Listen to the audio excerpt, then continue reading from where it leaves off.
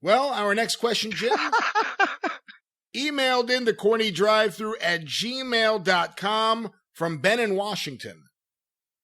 In the Guy Evans book Nitro that I'm currently reading, there's an aside about Bill Watts and his propensity to urinate out his office window. A, do you know of this? And if so, B, have you ever seen it? Well, I wasn't up to his office in Atlanta at Turner, but I think twice, and he didn't do it while I was there. But oh yes, well, he's on the fucking can't remember what floor it was, but many floors up. He's got the fucking balcony right there.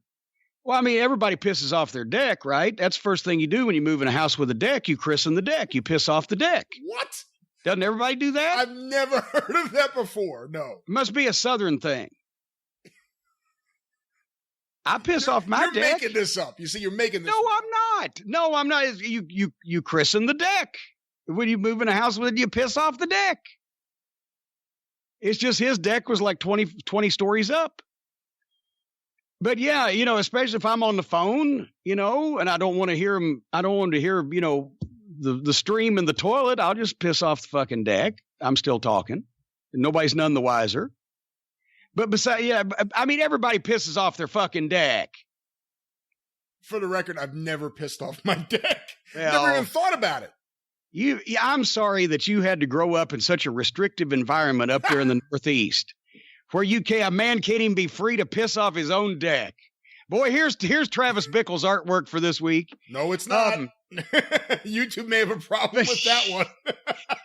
With the golden shower episode of the Corny's Drive-Thru. But anyway, but here's what Watts did do also. He was so fucking miserable.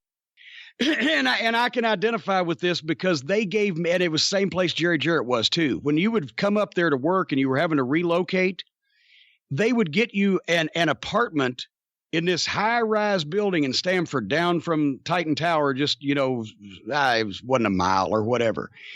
And they'd get you an apartment until you could find a place you wanted to live permanently, right? And they were nice apartments. You had a big old living room, and it branched into a dining room, had a small kitchen, but there was a bedroom and a bathroom and a nice little closet area, and it was a brand new building. But the problem was, it's fucking downtown. They don't have a parking lot. They got a parking garage. You got to have a fucking key card to get in the parking garage, right? Then when you park your car, you've got to have another key. No, you get in the elevator and you go down to the lobby, and then you come through the lobby where the doorman is, and you got to have another key to get in the elevator to go up to your fucking floor. And they look at you weird. That always made me uncomfortable. I'm not used to living around people. And then you go up to the fucking 12th floor or whatever, and then you need 2 keys to get in your goddamn door. Plus there's a key to the mailbox. So everybody that would move up there from the South would always be miserable because it's like the goddamn opening theme of Get Smart to get in your fucking house, right? Dun, dun, dun, dun, doors closing.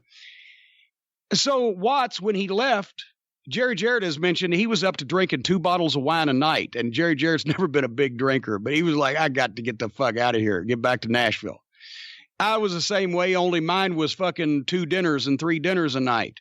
That's why I weigh 280 pounds. Watts didn't drink heavily or gain a lot of weight, but he was so miserable that when he left, he took a shit and he left it in that apartment that he was in somewhere, that it was going to take them a while to find. just to let him know what he thought of. But yes, and he also used to piss off the deck at Turner. But he was in the South Tower. They did, because the wind was right. If it had been in the North Tower, it might have hit somebody in the face. Are there a lot of people in wrestling just obsessed with the various defecations and urinations they can make in various places and bizarre places? I mean, Johnny Valentine had that reputation for going into a hotel and finding ways to unscrew things so he could shit in them and then screw them back together. Yeah. Is this a common theme throughout wrestling history? Well, and then also, I'll have you know that Bobby Eaton, the world prostate champion, Bobby Eaton, when he was young and in fighting shape, I don't know, I haven't seen him do it lately, but he could stand on the side of the road and he could piss completely over a full-size rental car. All over the top, not just the trunk or the hood, but over the top and to the other side without getting a drop on the roof. Wow. I've never seen anything like it. All right. Fire hose eating. Our next question, Jim, well, you had to spend, as a matter of fact, here's another shit story. I took pictures of Ken Wayne in his stray cat gimmick, right? When we were in Georgia that summer of '83. He was the stray cat, which was a Tiger Mask ripoff. But he could do some of the fucking cartwheels and stuff, right? So I took, because he was going to sell these at the gimmick table. So I took a bunch.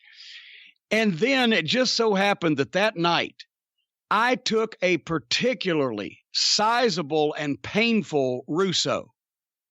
I don't know what I'd eaten, but my God, it was coming out hot.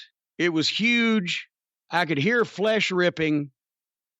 And when I looked at what I had wrought afterwards, it started at the top of the water line at the back of the bowl and continued all the way in a shape, all the way to the front of the bowl and reached to the top of the water line. Now, it wasn't just floating across the top. It was stretched out across the bottom because it was heavier than water. So it was even longer, stretched to the top of the water line in front.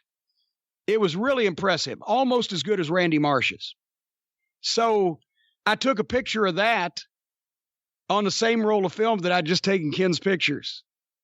And then when I got them developed, I went and showed them to him, his gimmick pictures to see if he liked them and how many he wanted to get to sell. And I said, look, here's one I took of you without your mask on. And I handed him, and he popped. You had to be there.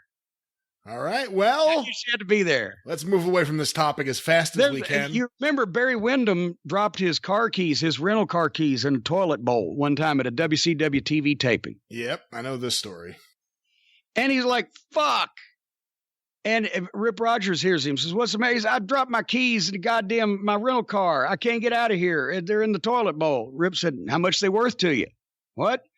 For $50, Rip Rogers reached in the toilet bowl and got the keys out. Was it a full toilet bowl of? I wasn't there. So Legend. Is that the story?